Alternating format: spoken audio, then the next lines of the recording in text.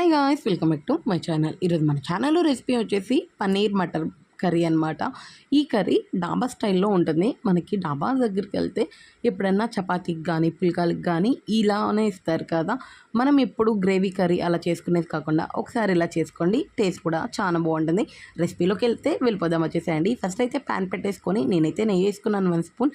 మీరు బటర్ ఉంటే బటర్ అయినా వేసేసుకోవచ్చు, లేదా నార్మల్ ఆయిల్తో అయినా ఈ పన్నీర్ని అయితే ఫ్రై చేసేసుకోవచ్చు.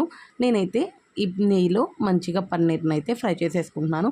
పన్నీర్ కొంచెం డెలికేటెడ్గా ఉంటుంది కాబట్టి కొంచెం చూసుకొని జాగ్రత్తగా పన్నీర్ అనేది విరగకుండా ఫ్రై చేసేసుకుందాం. పన్నీర్ మొత్తం ఫ్రై చేసుకున్నాక అప్పుడు మనం నెక్స్ట్ ప్రాసెస్ అయితే చేసేసుకుందాము.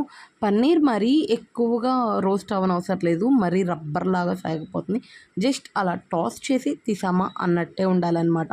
ఒక్క 2 మినిట్స్ టాస్ చేస్తే చాలు నెయ్యిలో, ఆ ఫ్లేవర్ కోసం అంతే. పన్నీర్ అయితే ఇప్పుడు నేను ప్లేట్లోకి తీసేసుకున్నాను. అందులోనే ఇంకొంచెం ఆయిల్ అయితే యాడ్ చేస్తున్నాను.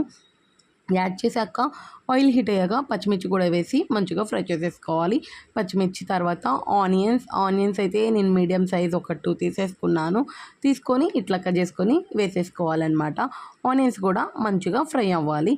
కొంచెం గోల్డెన్ బ్రౌన్ కలర్ వచ్చేదాకా ఫ్రై చేసుకుందాం. ఎందుకంటే ఇందులో మనం టమాటో పేస్ట్ కానీ ఏ పేస్ట్ వేయట్లేదు కాబట్టి ఆనియన్స్ అనేది కొంచెం మంచిగా ఫ్రై అయితే అదే గ్రేవీ లాగా వస్తుందన్నమాట.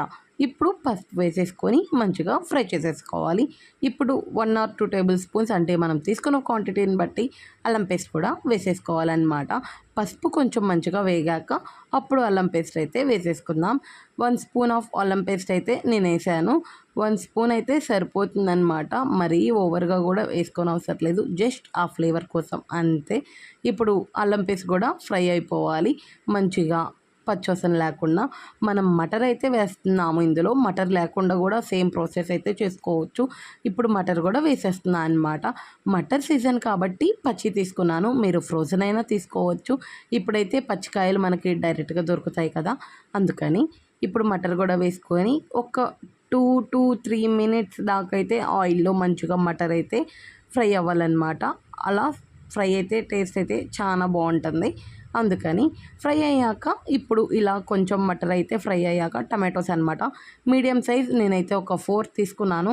తీసుకొని మంచిగా టమాటోస్ కూడా మిక్స్ చేసేసుకొని టమాటా మీద ఉన్న స్కిన్ అయితే వదిలేదాకా కుక్ చేసుకోవాలి.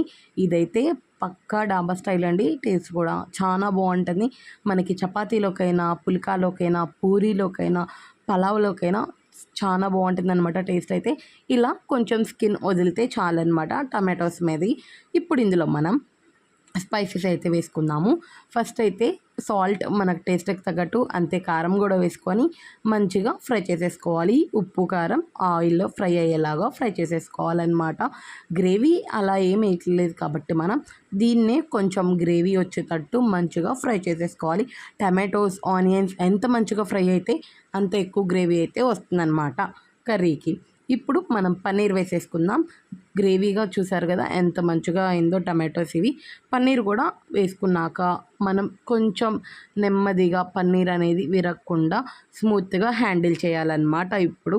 లేదంటే మొత్తం పన్నీర్ కర్రీ కాస్త పన్నీర్ బుర్జీ అయిపోతుంది. గుర్తుంచుకోండి, స్మూత్గా హ్యాండిల్ చేసి మిక్స్ చేసేసుకున్నాక మనకి క్వాంటిటీకి తగ్గట్టు వాటర్ మనం చూసుకొని యాడ్ చేసుకోవాలన్నమాట.